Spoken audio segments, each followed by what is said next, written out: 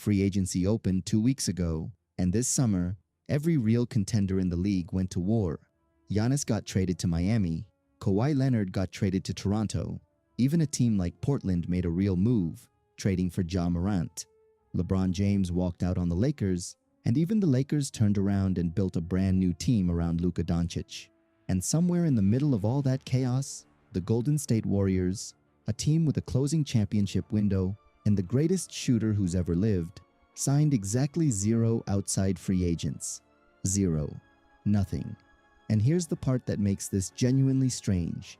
It's not like they sat back and did nothing on purpose. It's the opposite. Golden State took the boldest, most desperate swing of any team in basketball this offseason.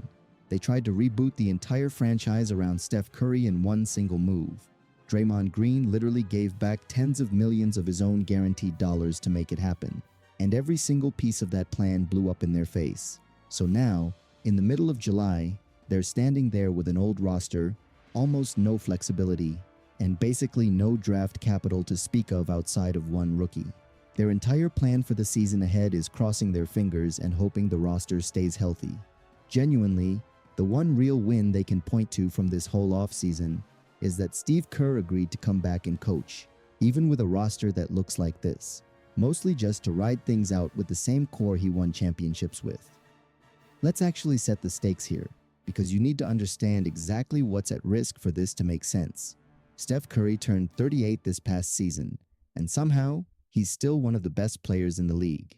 He averaged 26.6 points a game last year, reportedly the third most ever by a player 37 or older. We've gotten used to seeing aging stars like Kevin Durant, LeBron, and Curry defy the normal aging curve, but this genuinely doesn't happen. Curry is deep into the twilight of his career, and he's still performing like a true #1 option. Golden State knows exactly what they have. He becomes extension eligible on August 29th, and both Curry and the front office have said the plan is for him to finish his career there. It's the kind of one franchise legacy story we haven't really seen since Kobe Bryant or Dirk Nowitzki. But a story like that only means something if the front office actually gives him a real team to work with around it. And that's exactly where this starts to fall apart, because the championship window left for Curry isn't measured in years anymore. It's measured in months. To understand how Golden State ended up here, you have to go back to February of 2025, because at the time, it actually looked like a brilliant move.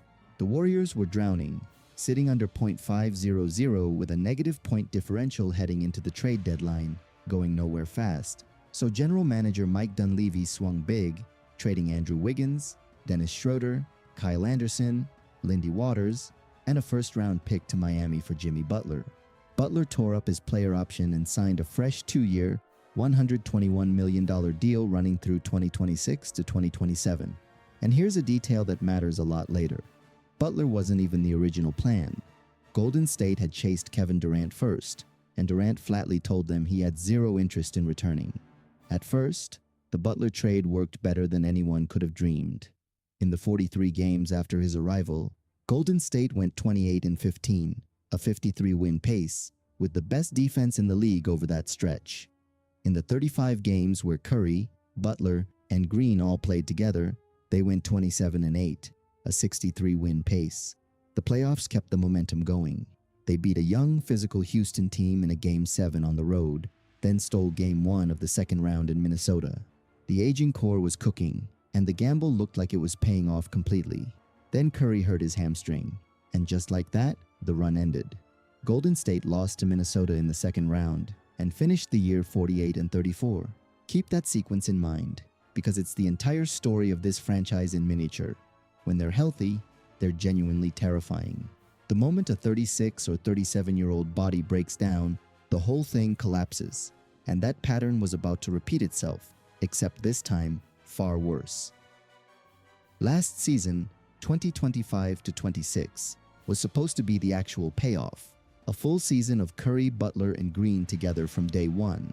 And for a stretch, it looked exactly like what everyone hoped. Golden State started 4-1, ripped off a 12-4 run over one 30-day stretch, and climbed the Western Conference standings.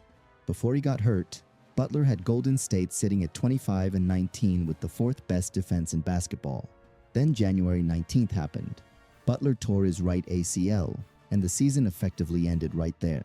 He'd played just 38 games, but he was still producing at an elite level in them, averaging 20 points, 5.6 rebounds, and 4.9 assists on nearly 52% shooting. 11 days after Butler went down, Curry himself went out with knee soreness and missed 27 straight games.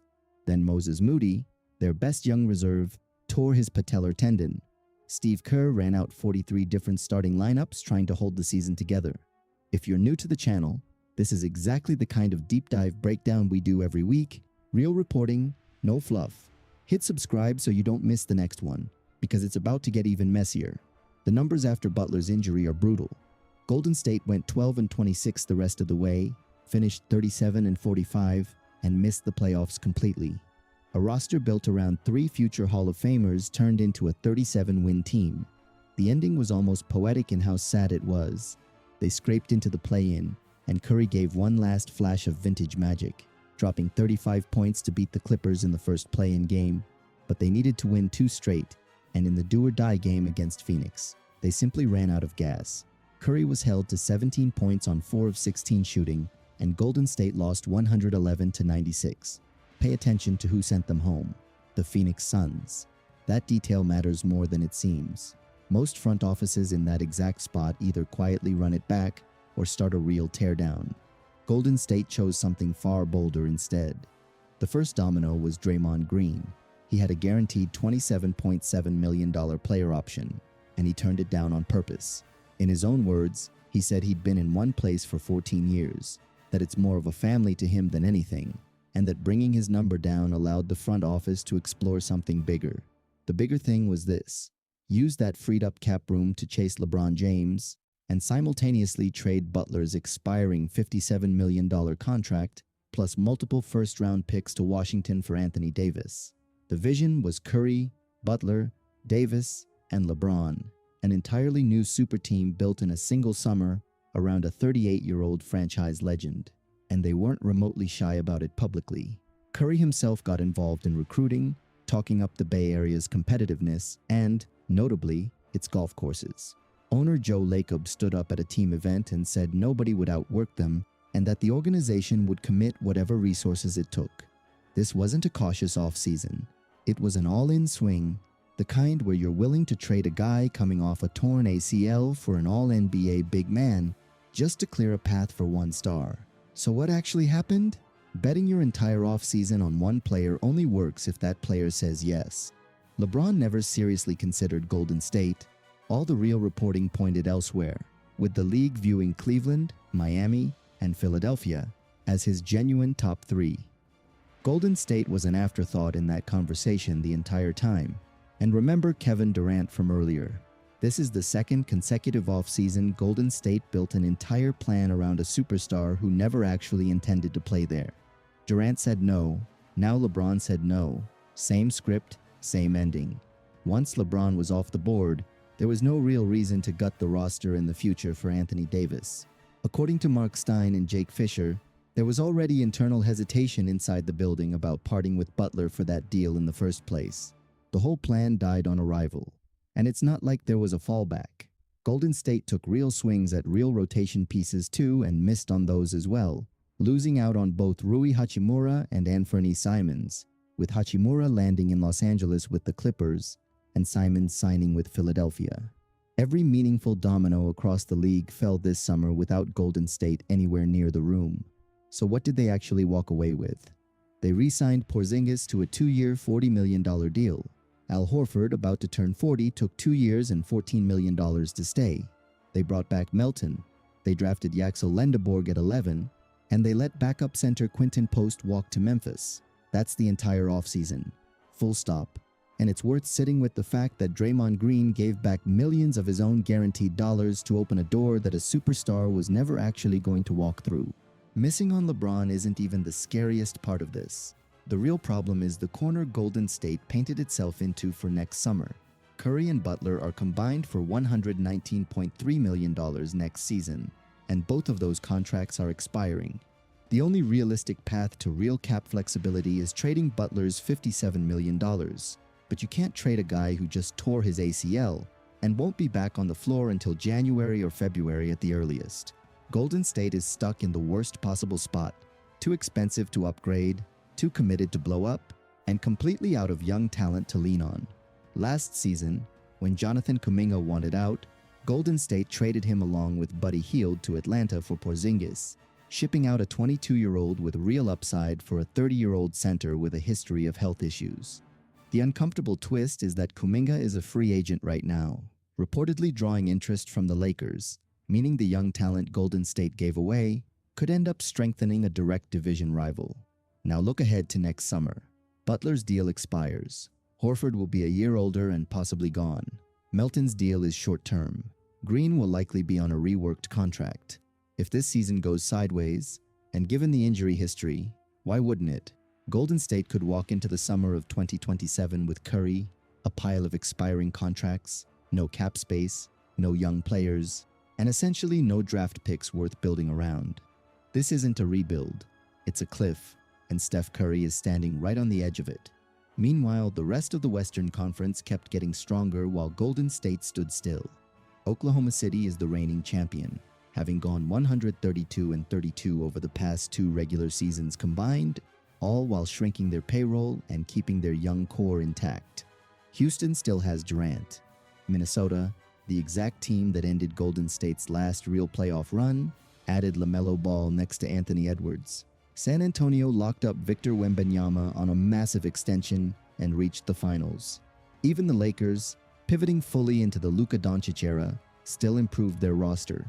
It's a genuinely brutal conference, and Golden State is now the oldest, slowest team in it. Here's the detail that should worry Golden State more than anything else. The team that eliminated them from the play-in, Phoenix, spent the last couple of seasons running this exact same experiment, stacking aging stars and hoping health would cooperate. It didn't work. Last offseason, Phoenix finally admitted the approach had failed and blew the whole thing up, trading Durant away. Phoenix already lived through this exact movie and saw how it ends. Golden State is choosing to run the same experiment one more time, even with the cautionary tale sitting right in front of them. So whose fault is this really? You could put it on Mike Dunleavy. He's the one who chased Durant and got told no. He's the one who bet the summer on LeBron and got told no again. He's the one who traded away the team's one real young athletic piece and is now sitting with an expensive, aging roster and a plan built almost entirely on hope. At a certain point, if every swing misses, the swings themselves become the problem. But there's also a sadder read on this whole situation. Maybe there was never a good move available. Maybe the real window slammed shut the moment Jimmy Butler's knee gave out, leaving Golden State with $119 million in expiring money tied to 2 players in their late 30s, no young talent, and no real draft capital. There may not have been a clean way out of that spot. The Butler trade that looked like genius back in 2025 quietly turned into the anchor dragging this entire franchise down. This offseason was just the bill finally coming due. So here's the real question worth sitting with. Steph Curry, arguably the greatest shooter who's ever played, someone still averaging 26 points a night at 38 years old, might spend what's left of his prime years running as hard as he possibly can while going absolutely nowhere. And the official plan from the people around him right now is basically to stay healthy and reassess after the trade deadline, the same fragile plan that's already failed this exact roster twice in the last 2 seasons. Is the Golden State dynasty already over, and we're just watching the final credits roll? Or does Curry still have one real miracle left in him? And who do you actually blame here? Mike Dunleavy for swinging and missing on every front? Or was this already decided the moment Jimmy Butler's knee gave out? Let me know what you think in the comments.